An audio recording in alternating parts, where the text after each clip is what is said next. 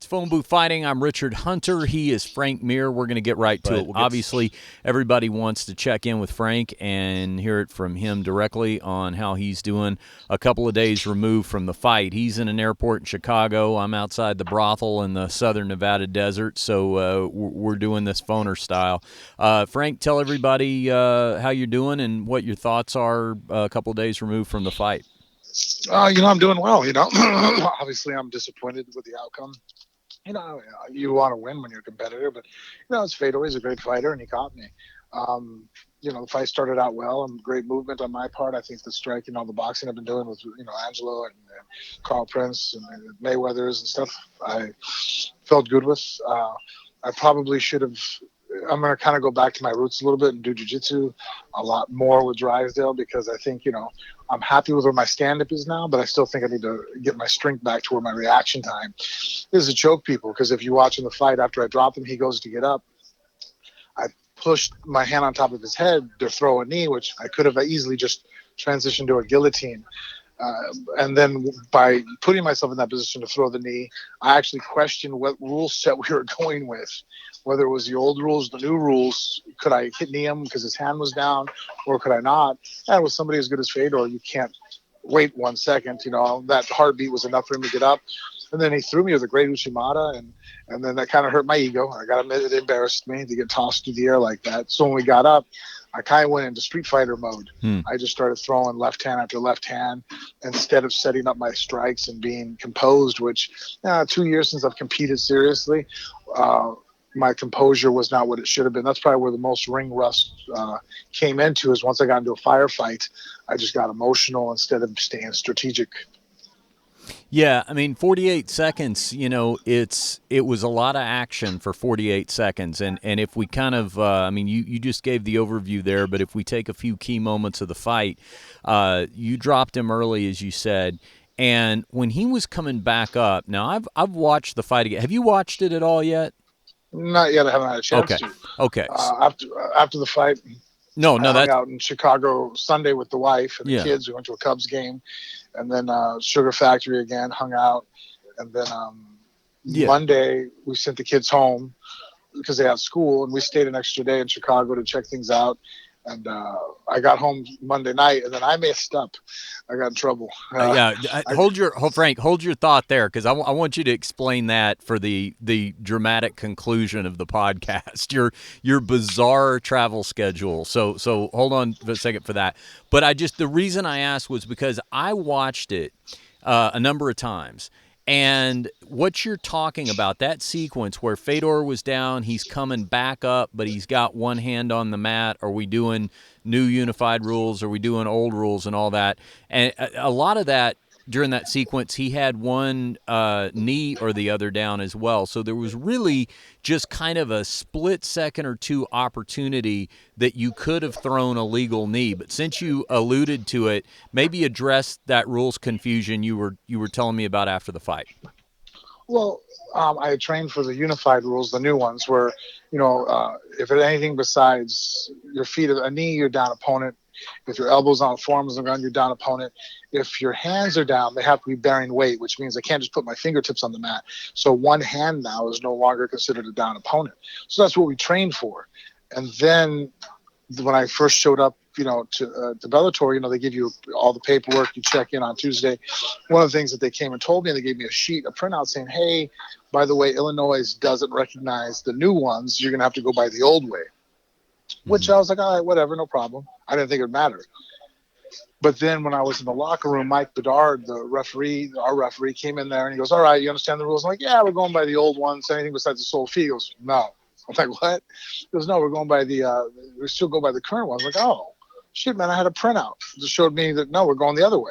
He goes, no, it's the new ones, and he explained it. And I'm like, oh, yeah, no, I understand the rules. I've been with Herb Dean countless times explaining it over at the ACB. I understand it. Mm-hmm.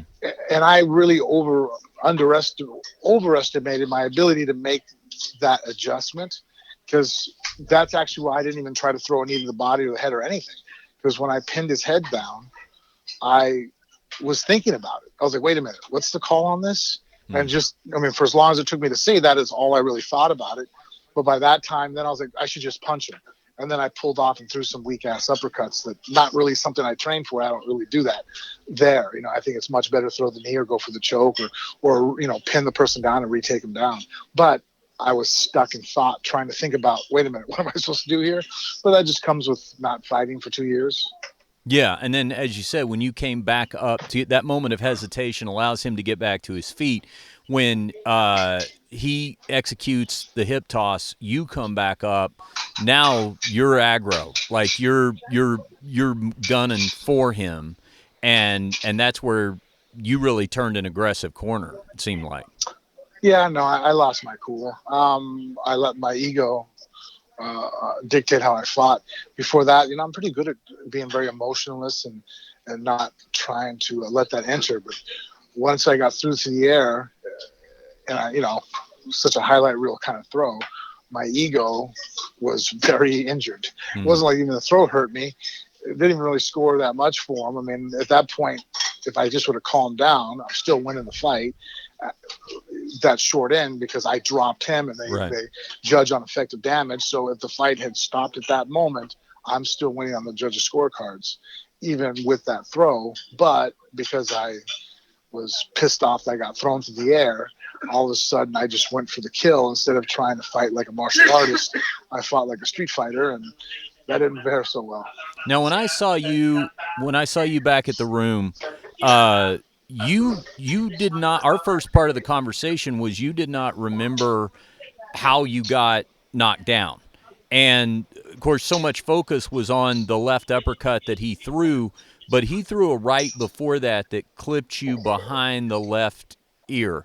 And that seemed to be what really threw off your equilibrium and left you prone for that left uppercut. Is that kind of the last part of that you remember, that sequence, like you were telling me? Well, I remember starting to engage to throw a left, and then I woke up with my hands on the ground getting hit, and then I was going to try to recover. But then by that time, Mike Bedard stepped in, and, I kind of wish he would have waited one or two more punches because I was coming back. But it's still a good stoppage. I get it, you know what I mean? You're talking about Beltran, the referee? Beltran, Yeah. sorry. Yeah, I keep saying Bedard. Beltran. Yeah. Mike Beltran. Yeah. But but yeah, no, I didn't know what I got hit with until afterwards when you guys talked, and I saw a small clip of it.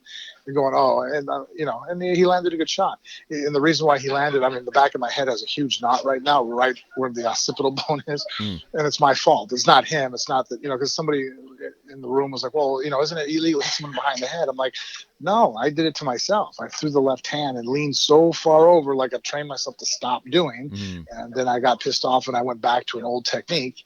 And so when he threw the right hand, I basically got clubbed in the back of the head. Yeah, and that's the shot that like my jaw, my chin, nothing really hurts except for the back of my head. So that was the most significant shot that stunned me. No, it was 48 seconds of fury. I will tell you, both fighters, you and Fedor, met with rave reviews. First of all, a lot of accolades for you coming in really in shape. I heard Rogan talk. In fact, Rogan and Eddie Bravo and Brendan Schaub did a fight companion watching the fight.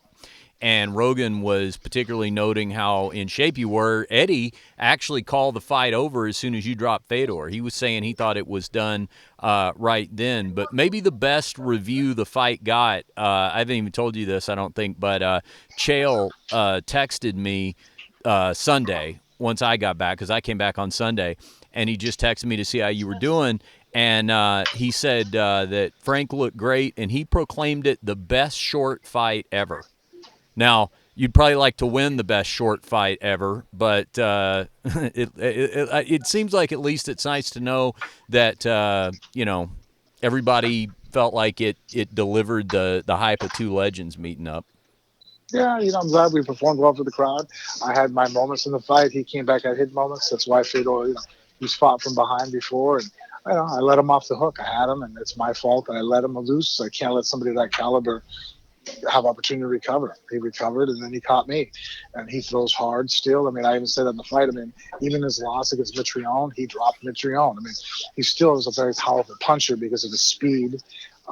It's just that I thought that I could do better, and I just didn't. Like I said, hopefully, next fight out.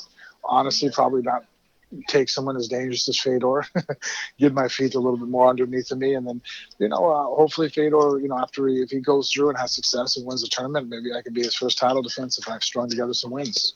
Well, all right. So you're talking very optimistically and proactively about fighting again sooner rather than later, because that's another question everybody's going to have. I mean, you're not beholden to any suspension other than the standard 30 days for sparring and 45 days for fighting, I believe, at this point. So that Right. being said, what would be the plan? How quickly would you like to get back in there?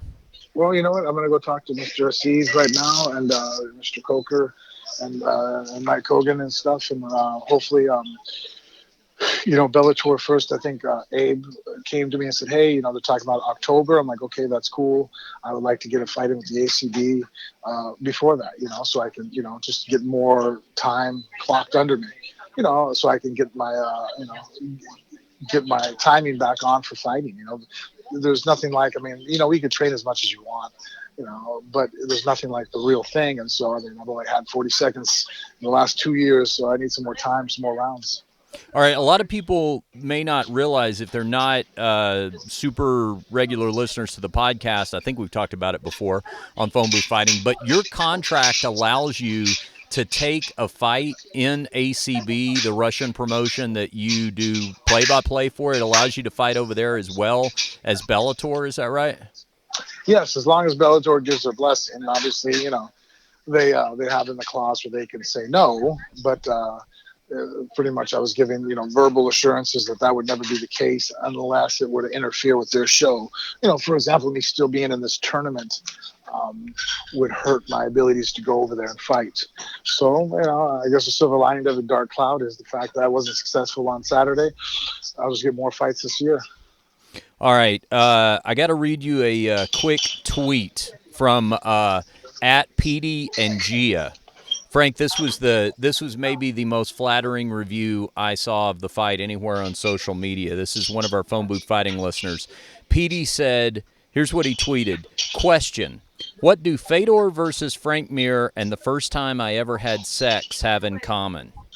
Answer: after so many years of anticipation, the event actually somehow exceeded my expectations despite lasting only 48 seconds.